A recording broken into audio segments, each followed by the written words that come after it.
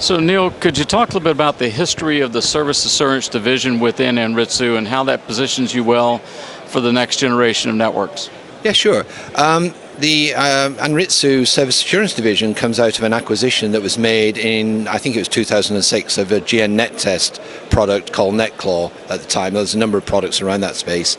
That was integrated into the Test and Measurements Division. Clearly, it's a completely different area from the Measurements and the Instruments Division because it's more systems-based. So that was a challenge for the organization to absorb. But over the past years, we've managed to absorb that capability into the organization. We've now got a self-maintained organization and business unit, which is developing and growing.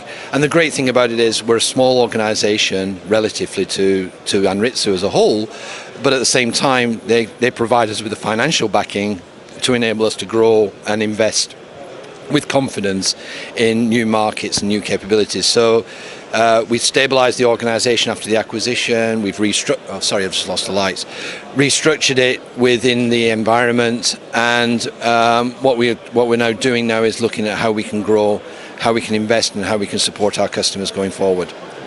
Service assurance at Anritsu is relatively unknown in the U.S. Can you talk about your vision for the U.S. market?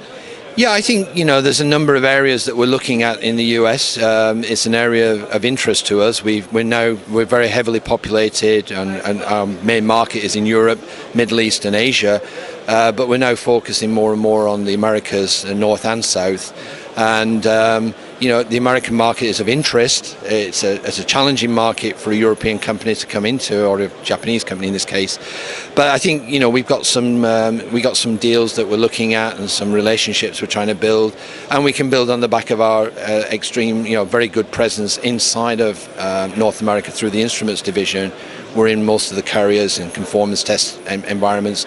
So building upon that legacy and that foundation is a way we can move forward. But it's not going to be a short-term win. It's going to be a longer-term investment we're looking at. Well, Neil, thanks again for your time. You're welcome. Thank you very much. Cheers. Appreciate it.